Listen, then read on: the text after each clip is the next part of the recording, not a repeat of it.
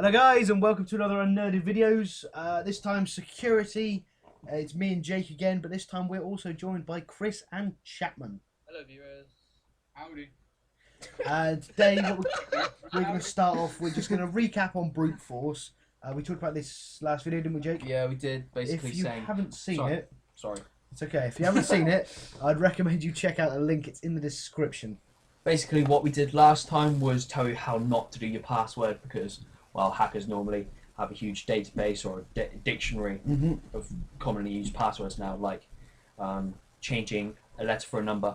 So, password, if you wrote password like with numbers in exchange, it would be what P455W0RD. So don't do that anymore. Yeah, time was that'd be safe, but now hackers have just started compiling these massive paradigms of how to make a password, and they just apply those, and more passwords are actually vulnerable.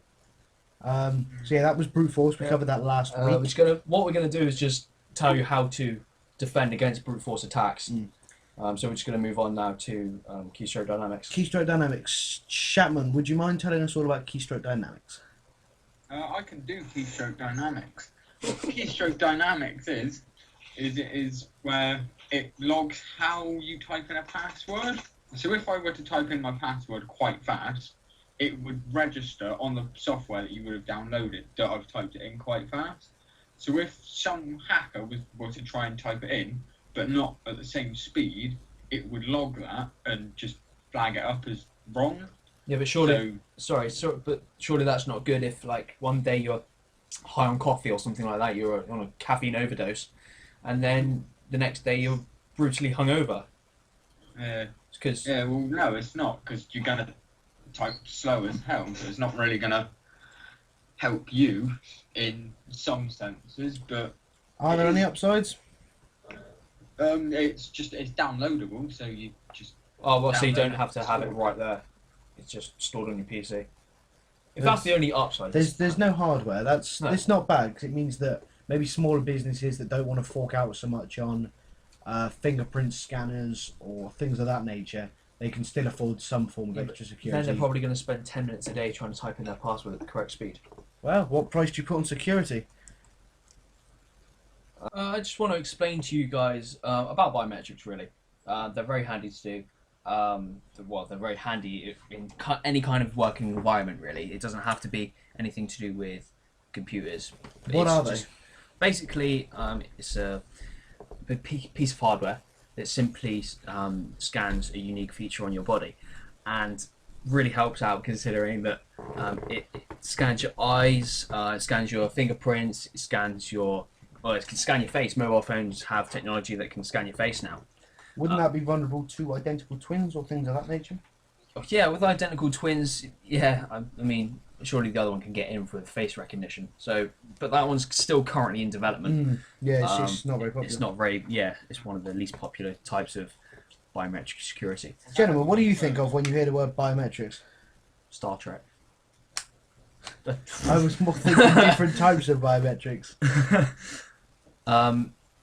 Possibly, like iris scanners, retina scanners.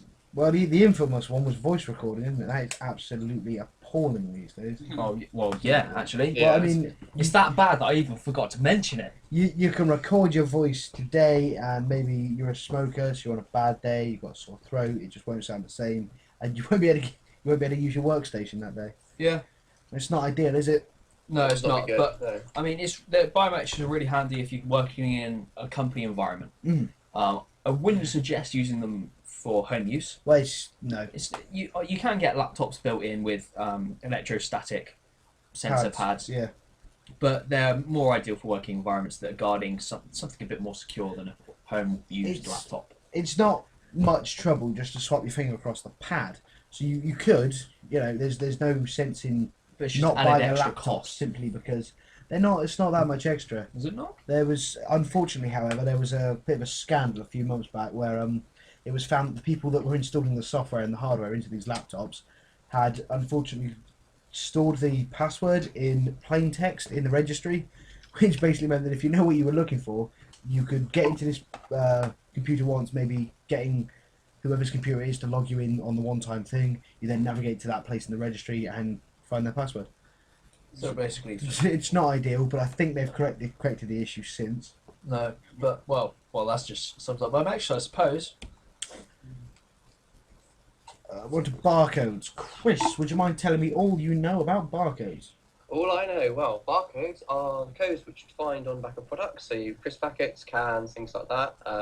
They're basically a unique number which are picked up by a barcode scanner, and that relates to or references to a piece of information on the system. So disadvantages of them are they can be stolen very easily. You can take a picture of them and manipulate it that way. But the advantages are they're very cheap to implement. Right. Okay. So you're saying that someone could easily just take a photo of a barcode, Yes, put it in the scanner, yes, and then Have entry. have yes. Right. Yeah. That's quite a big disadvantage for that, though, isn't it? Really. What is it? Is it No, also what is it on a card or a bit of paper? That could be I would have either, thought it'd be on a piece of plastic metal as card. well. Yeah. Well, yeah, anything that's capable of having a barcode on it. I suppose so. Yeah, but you don't want it to rip. Personally, I'm not a fan of these. No, I I'm just not either. think they They sound a don't bit loose. add very much security.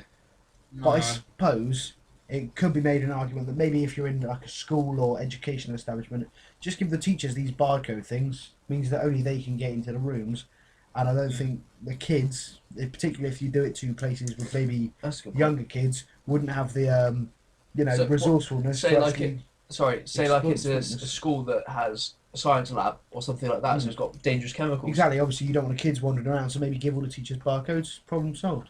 I thought Yeah. that's not a bad idea, Yeah. actually. Yeah, that'd be quite good. Next thing we wanted to cover was two-factor authentication. This has pretty much become the standard these days, for most people anyway. And it basically means that your password shouldn't just be a password, it should be something you have and something you know. And the theory behind this is obviously you have, I don't know, a fingerprint, which is what you have, and you know your password. This means that, and you need them both to log into the account. It means that if somebody finds out your password, they still not necessarily have your fingerprints, or if somebody, manages to get your fingerprints off of something, then It's a Mission Impossible type jobby. exactly they still won't be able to gain access to your workstation. And I honestly don't know of any downsides really. No, other than if you're doing it on like a smaller device such as a phone, it's going to be more difficult. It Well, does just take be a bit of longer. a hassle, really. Yeah. And I just thought of one. If you were to lose the something you have, No, you can't lose your. Well, you can lose your finger. but no, it's more they do sort of various things like authenticator for a Blizzard game. That is two-factor authentication, Yeah. and if you lose your authenticator, you'll have difficulty logging on. Yeah. A lot of difficulty. That's a good point. Actually, that is a very good point. Because then you'll have to. Yeah, but then you'll have to go through all those security type questions and stuff. So eventually You will get it back. It'll be It's hassle, just a though. pain. Yeah, but Yeah. there again, you do get an incredibly secure workstation for that. So obviously that would be a downside. But you've just got to make sure that you don't lose anything. Indeed, Yeah. exactly.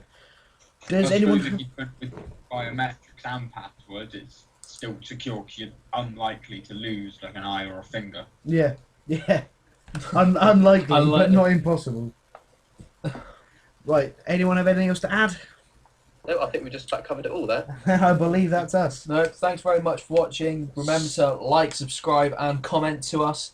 Follow us on Twitter at UnNerded, and also we have a website. It is www.unnerded.com. Goodbye, gentlemen. Goodbye. Thank you. Goodbye for now. See you later. Bye. Bye. Bye. Bye. Bye. Bye. Bye.